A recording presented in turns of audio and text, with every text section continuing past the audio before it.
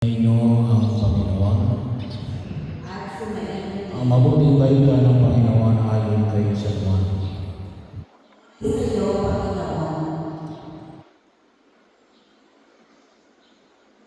Kung panahon sinabi ni Jesus sa mga Hudyo, ang aking Ama ay patuloy sa paggawa at sa gayon din ako. Lalong pinagsikapan ng mga Hudyo na patayin siya sapagkat nilabag na niya ang batas tungkol sa araw ng pamamahinga, ay sinasabi pa niya ang Diyos ang kanyang Ama.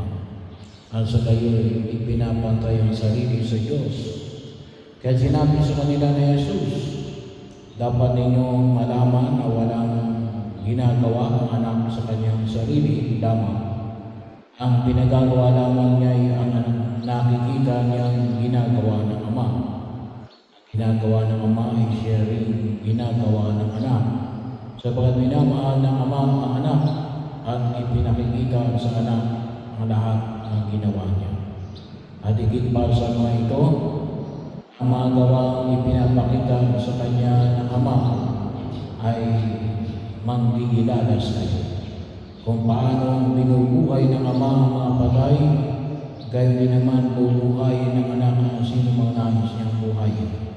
Hindi humahagod kanino man ang Ama, ibinibigay niya sa anak ang buong kapangyarihan umatol upang parangalan ng lahat ng anak, tulad ng kanilang pagkaparangal sa Ama.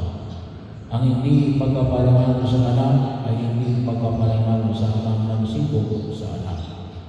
Sinasabi ko sa inyo, ang nakikinig sa aking salita ay nananalig sa nagsugo sa akin at ay buhay na walang hanggan. Hindi na siya hinahatulan, kundi inilipat na sa buhay mula sa kamatayan. Tandaan ninyo, darating ang panahon ngayon na maririnig ng mga patay ang tinig ng anak. At ang nakikinig sa kanya ay mabubuhay. Ang Ama ang may kapangyarihan magbigay buhay at ang anak ay binigay niya ng kapangyarihan magbigay buhay.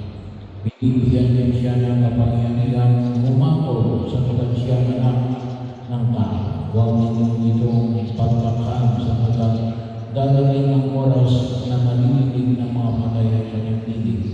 Sila'y muling mabubuhay at lalabas sa kinaliligan nila.